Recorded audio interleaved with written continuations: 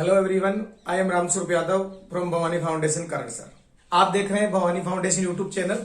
आज हमारा टॉपिक है समांतर माध्य, जिसे हम औसत भी कहते हैं। छोटी क्लास में हमने पढ़ा है कि औसत बराबर राशियों का योग बटा राशियों की संख्या। वही औसत है, उसको हमने यहां पर बोला समांतर माध्य। औसत वह मान है जो किसी समूह को रिप्रेजेंट करता है, उसका प्रतिनिधित्व करता है, उसे हम औसत कहते हैं। औसत है औसत बराबर राशियों का योग बटा राशियों की संख्या। इसी औसत को समांतर माध्य का है। तो इसमें थोड़ा सा हमने संशोधन किया, राशियों की जगह बोल दिया प्रेक्षणों का योग। प्रेक्षणों का योग बटा प्रेक्षणों की संख्या। अब हम क्लास 9 और 10 के लिए इसको ये बोलेंगे प्रेक्षणों का योग बटा प्रेक्षणों की संख्या। और औसत की जगह हम काम में लेंगे समांतर माध्य, जिसे अंग्रेजी में हम बोलेंगे एक्स बार। एक्स बार का मतलब है समांतर माध्य, प्रेक्षणों का योग बटा प्रेक्षणों की संख्या। जैसे किसी टेस्ट में कक्षा 10 के 10 छात्रों ने निम्न अंक प्राप्त किए: 4, 7, 9, 8, 3, 8, 7, 6, 4 और 10। इनका माध्य ज्ञात करो। माध्य भी बोल सकते हैं, समांतर माध्य भी बोल सकते हैं, औसत भी बोल सकते हैं। तो समांतर माध्य का सूत्र मैंने आपको बताया, प्रेक्षणों का योग बटा प्रेक्षणों की संख्या। प्रेक्षणों का योग करेंगे, जो भी हमारे पास प्रेक्षण है, 4 + 7 + 9 + 8 + 3 + 8 + 7 + 6 + 4 + 10 बटा कितनी राशियां हैं? 1, 2, 3, 4, 5, 6, 7, 8, 9, 10 राशियां। तो राशियों की संख्या 10 हो गई। 7 और 4 11, 11 और 9 20, 20 और 8 28, 28 और 3 31, 31 और 8 39, 39 और 7 46, 46 और 6 52, 52 और 4 56, 56 और 10 66 बटा 10 बराबर 6.6 आंसर। ये आपका क्या है? माध्य है, समांतर माध्य जिसे बोलते हैं। समांतर माध्य इस प्रकार निकालेंगे यदि आपको प्रेक्षण ऐसे दे रखे हैं तो। लेकिन कभी कभी क्या होता है, प्रेक्षणों की संख्या ज्यादा होती है। जैसे क्लास में बच्चों की संख्या मान लो 100 है, तो हम इनको लिखते लिखते हमारे 3-4 लाइन भर जाएगी, और 10 में से नंबर आ रहे हैं। तो ऐसा है, कई बच्चों के 10 में से 10 5-7 बच्चों के होंगे, 9 में से 10 में से 9 5-7 बच्चों के होंगे, 10 में से 8 5-7 बच्चों के होंगे। तो उसके लिए इन आंकड़ों को, ये जो संख्याएं है ना, ये संख्याएं, इनको हम आंकड़े बोलते हैं। सांख्यिकी में प्रयोग की जाने वाली संख्याओं को आंकड़े कहते हैं। तो इन आंकड़ों की संख्या जब ज्यादा हो तो उनको सारणी के रूप में व्यवस्थित करते हैं, उसको आंकड़ों का सारणीकरण कहते हैं। प्रश्न नंबर 2, एक कक्षा के 100 छात्रों के प्रथम टेस्ट के प्राप्तांक निम्न है, इनका माध्य ज्ञात करो। ये है प्राप्तांक और ये है छात्रों की संख्या। ये प्राप्तांक है, 3 नंबर 15 बच्चों के आए हैं, 4 नंबर 13 बच्चों के आए हैं, 5 नंबर 11 बच्चों के आए हैं, 6 नंबर 16 बच्चों के आए हैं, 7 नंबर 10 बच्चों के आए हैं, 8 नंबर 9 बच्चों के आए हैं, 9 नंबर 11 बच्चों के आए हैं, और 10 में से 10 नंबर 15 बच्चों ने प्राप्त किए। ये प्राप्तांकों का एक सारणी बना के दिए। इस प्रश्न को हल करेंगे। हल यहां पर जो सारणी इस प्रकार बनी हुई थी, उसको ऐसे खड़े बना लिया। यहां पर प्राप्तांक लिख दिया, छात्रों की संख्या। प्राप्तांक को हम x मानेंगे और छात्रों की संख्या को फ्रीक्वेंसी f मानेंगे। और यहां पर इस कॉलम में f और x को गुणा करके लिख देंगे fx। गुणा क्यों करेंगे? क्योंकि 3 नंबर लाए हैं 15 बच्चे, मतलब बच्चा a है उसके 3 नंबर आए हैं, b है उसके भी 3 नंबर आए हैं। तो 3 नंबर को आप जोड़ो 15 बच्चों के, 3 + 3 + 3 + 3 15 बार, या ऐसे कहूं कि 15 को 3 से गुणा कर दिया तो समान आएगा 45, इसलिए हम गुणा करेंगे। 45, 13 चौका 52, गिर पंजे 55, 16 छिगे 96, 10 साते 70, 9 अंटे 72, गिरनाम 99 और 15 दाई 150। अब इन सबको जोड़ लेंगे। तो जोड़ने के लिए ग्रीक भाषा का एक शब्द काम में लेते हैं, जिसको हम सिग्मा कहेंगे। सिग्मा किसका योग? fx का योग, मतलब सब बच्चों के प्राप्तांक। ये 3 नंबर लाने वालों के कुल प्राप्तांक, ये 4 नंबर वालों के कुल प्राप्तांक, तो सबका टोटल करेंगे। 9 और 2 11 और 6 17 और 5 22 और 2 24 और 5 29 का 9 हासिल की 2 15 और 9 24 24 और 14 38 38 और 15 53 53 और 9 62 62 और 2 64 649 हो गया। छात्रों की संख्या को जोड़ेंगे सिग्मा एफ एक्स को मत जोड़ लेना एफ को 15 और 13 28 28 और 11 39 39 और 16 55 55 और 10 65 65 और 9 76 76 और 11 85 85 और 15 100।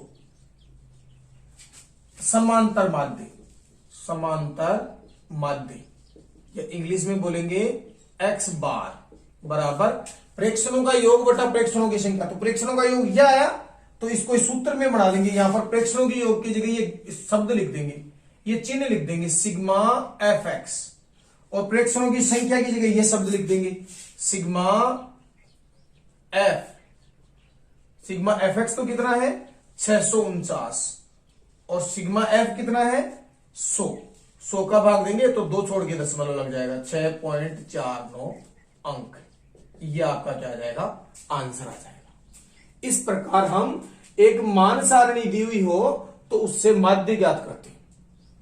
प्राप्तांक का एक्स कॉलम, बारंबारता का एफ कॉलम, और दोनों को गुणा करेंगे, यहां योग कर लेंगे, एफ का योग कर लेंगे और भाग दे देंगे। जोड़ बाकी गुणा भाग।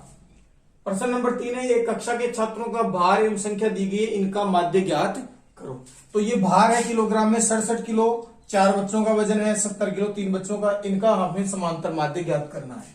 तो हल करेंगे, इनकी मान सारणी बनाएंगे भार किलोग्राम में, जिसको कि क्या मानेंगे आप एक्स मानोगे, और छात्रों की संख्या, छात्रों की संख्या, संख्या है फ्रीक्वेंसी एफ 67 70 72 73 और 75। छात्रों की संख्या 4 3 2 2 1। यहां पर एफ को और एक्स को गुणा करेंगे। 67 को और 4 को इंटू गुणा करेंगे, 67 इंटू 4 करेंगे, 7 चौक 28 का 8 हासिल की 2, 4 जी का 24 25 26 288 गुणा करेंगे, 7 या 21 210, 2 दूनी 4 और 7 दूनी 14 144, 3 दूनी 6 और 7 दूनी 14 और 75 एकम 75। अब इसको जोड़ेंगे, यहां पर लिखेंगे सिग्मा एफ एक्स और यहां लिखेंगे सिग्मा एफ। 4 और 3 7 8 9 10 11 और 1 12 और यहां 5 और 6 11 और 4 15 और 8 23 23 का 3 हासिल की 2, 7 और 4 11 और 4 15 और 1 16 और 6 22 और 2 24 24 का 4 हासिल की 2, 2 और 1 3 और 1 4 और 2 6 और 2 8 843। समांतर माध्य एक्स बार हम जानते हैं कि बराबर सिग्मा एफ एक्स बटा सिग्मा एफ। 843 बटा 12, 12 का भाग देंगे, 12 84। अब भाग नहीं जाता, भाग टूट की शून्य लग जाएगा, 30 हो गया, और 12 दूनी 24 6 बच गया, 12 पंजे 60। यहां पर किलोग्राम जरूर लगाना, ये प्रश्न इसीलिए मैंने आपको बताया कि आप मात्रक जरूर लगाए, क्योंकि यहां बाहर किसमें था किलोग्राम में, तो यहां क्या लिखेंगे किलोग्राम आंसर। अब आपको इसमें से पूरे नंबर प्राप्त होंगे। प्रश्न नंबर 4 है निम्न वर्गीकृत बंटन का समांतर माध्य ज्ञात। पहले तो ये समझते हैं कि वर्गीकृत बंटन क्या होती है।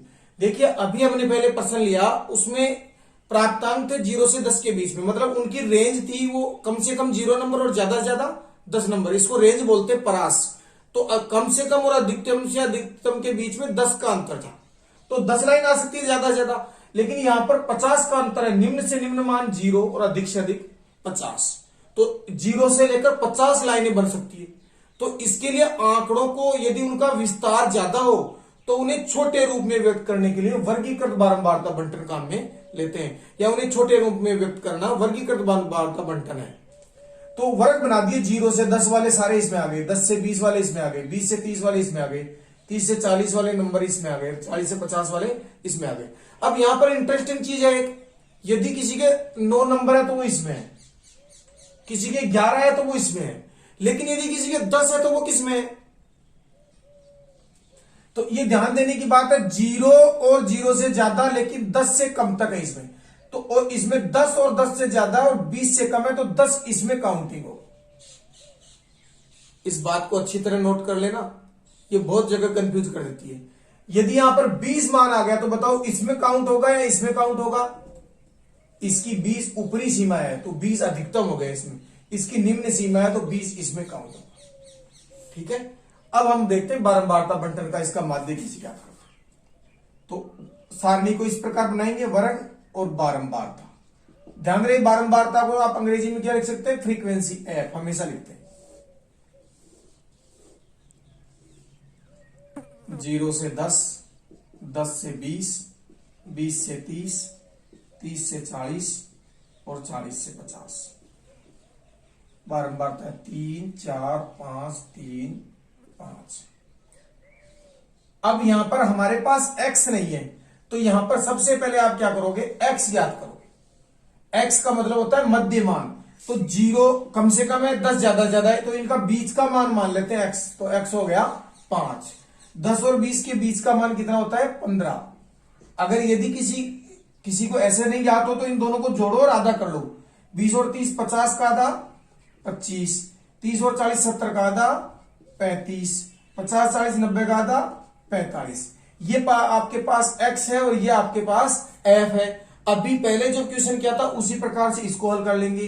यहां पर लिखेंगे fx, f और x को गुणा करेंगे, 5 को 3 से गुणा किया तो 15, 15 चौका 60, 25 पंजे 125, 35 तिया 105 और 45 पंजे 225। यहां पर सिग्मा fx, इसको मत जोड़ देना, अधिकतर प्रतिभागी इसको जोड़ देते हैं। ये x है, किसको? f को जोड़ना है, तो सिग्मा f।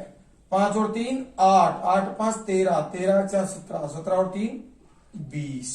और यहां पर 5 और 5 10 और 5 15, 15 5 20 की 0 हासिल की 2, 2 और 2 4, 4 और 6 10, 10 और 1 11, 11 और 2 हासिल की 13 हासिल की, बच गई 1, 2 और 1 3, 3 और 1 4 और 1 हासिल की 5। ये सिग्मा एफ आ गया। हम जानते हैं कि x बार बराबर सिग्मा एफ एक्स बटा सिग्मा एफ। ध्यान रहे, बट्टा का चिन्ह मैं पहले खींचता हूं क्योंकि ये बराबर की स्थिति में होना चाहिए।